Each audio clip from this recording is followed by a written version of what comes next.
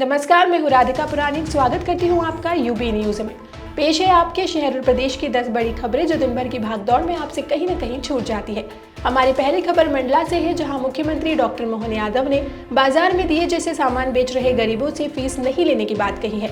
इस बीच मंडला जिले में उनके आदेश को ताक पर रख दिया गया है। जिले के ग्राम पंचायत हृदय नगर से एक वीडियो भी वायरल हो रहा है। वायरल वीडियो में दिख रहा है कि एक बाजार में महिला मिट्टी के दिए बेच रही है। इस दौरान एक शख्स आता है और उससे पैसे देने की बात कहता है। इस पर महिला उसका विरोध करती है, लेकिन शख्स नहीं मानता और बहस करने लगता है। आपको बता दें, यहाँ कलेक्टर ने भी 23 अक्टूबर को आदेश जारी किया था। इस आदेश के तहत कहा गया था कि मिट्टी के दिए और मूर्तियां बेचने वालों से बाजार शुल्क नहीं लिया जाएगा, लेकिन यहाँ इस आदेश की खुलकर धज्जियां उड़ाई जा रही है। हमारी अगली खबर इंदौर से है, जहां इंदौर के एरोड्रम क्षेत्र के जय भवानी नगर में हुए हादसे का आरोपी पकड़ा गया है। वह नाबालिग है और उसने कार चलाने के लिए किराए से ली थी। सोमवार शाम तेज गति से कार चलाते हुए उसने 2 लड़कियों को कुचल दिया था। प्रियांशी पुत्री पवन प्रजापत और निव्या पुत्री आनंद प्रजापत दोनों बच्चियां अपने घर के बाहर रंगोली बना रही थी, जब कार ने उन्हें टक्कर मारी और फिर पास के एक घर की दीवार में जा घुसी। टक्कर के बाद आरोपी मौके से फरार हो गया था। घटना के बाद घायल लड़कियों को स्थानीय लोगों ने तुरंत निजी अस्पताल पहुंचाया था। पुलिस ने आरोपी की पहचान सीसीटीवी फुटेज के आधार पर की और भारतीय दंड संहिता की धारा 110, 324, 5 के तहत मामला दर्ज किया है। हमारी अगली खबर दमोह से है, जहां जबलपुर स्टेट हाईवे पर सोमवार रात एक तेज रफ्तार आलू से भरा ट्रक मारूताल टोल नाका के समीप अनियंत्रित होकर पलट गया। यह ट्रक अनियंत्रित होकर सड़क किनारे जा रहे नोहटा निवासी राजगीर ब्रजेश राज के ऊपर पलट गया। ट्रक आलू से पूरा लोड था, जिसमें राजगीर ब्रजेश पूरी तरह दब गया। युवक की मौत दर्दनाक तरीके से हुई कि उसका शव शत विषक्त हालत में क्रेन की मदद से बाहर निकाला गया। हादसे के बाद ट्रक चालक मौके से फरार हो गया। स्थानीय लोगों के द्वारा देहात थाना टीआई मनीष कुमार को सूचना दी गई।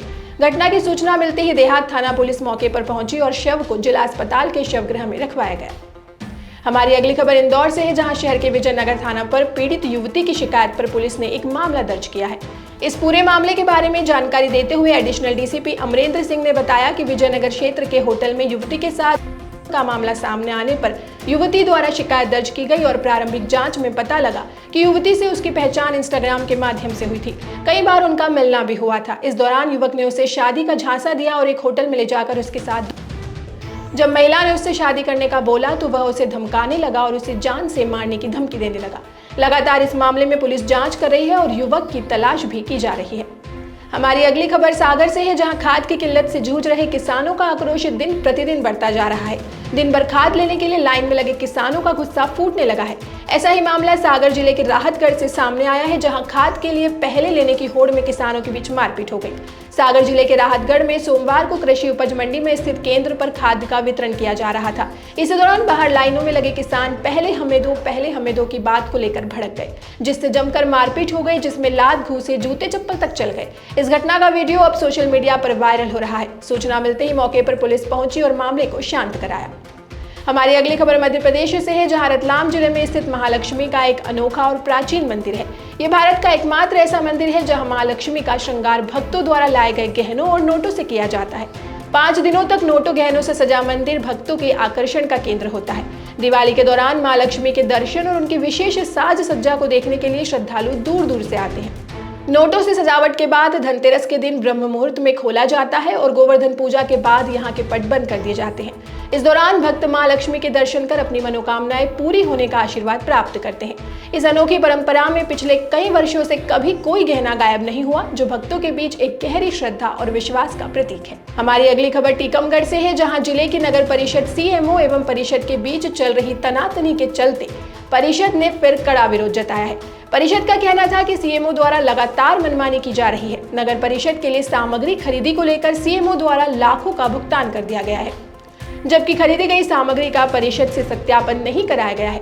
नगर परिषद कार्यालय पहुंची परिषद ने स्टोर रूम सहित सामग्री रखने वाले 4 कक्षों में अपना ताला डालकर एवं पंचनामा चस्पा कर कक्षों को सील कर दिया है।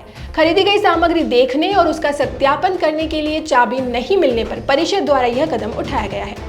हमारी अगली खबर इंदौर से है, जहां मध्य प्रदेश की आर्थिक राजधानी इंदौर से बड़ी खबर है।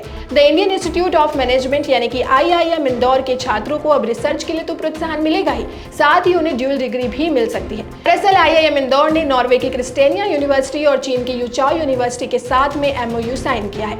इसका उद्देश्य ज्वाइंट रिसर्च प्रोग्राम चलाना और ड्यूल डिग्री के अवसरों को तलाशना है। IIM इंदौर के प्रोफेसर हिमांशु राय ने कहा कि चीन की यूचाओ यूनिवर्सिटी चहुमुखी विकास को लेकर नई और जिम्मेदार लीडर तैयार कर रही है। इससे हमें भी फायदा होगा। हमारे छात्र भी बिजनेस की बारीकियों को नजदीक से समझेंगे। इसी तरह नॉर्वे की क्रिस्टेनिया यूनिवर्सिटी भी विकास को लेकर नई नई चीजें कर रही है। इसे लेकर हम खासे उत्साहित हैं। राय ने कहा कि इस नई पहल के सहयोग से छात्रों का विकास होगा।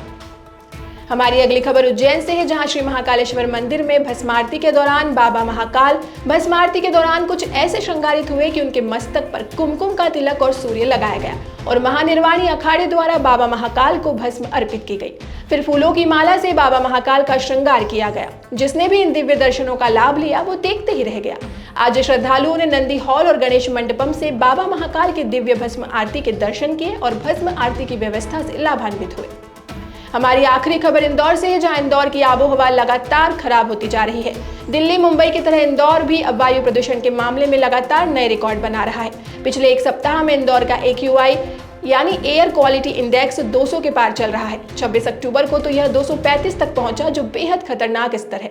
पिछले 5 साल में इंदौर की वायु गुणवत्ता को लगातार खराब होते देखा गया है। दिवाली तक शहर में बारिश हो रही है और बीच बीच में पड़ रही बेतहाशा गर्मी से लोगों का हाल बेहाल है। इस बार दशहरा और नवरात्रि के कार्यक्रम बारिश की वजह से बिगड़ गए। अब तेज ठंड के मौसम में तेज गर्मी और उमस से लोग परेशान हैं। पिछले एक सप्ताह से तापमान भी 35 डिग्री के आसपास चल रहा है। तो ये थी हमारी आज की एक खास रिपोर्ट।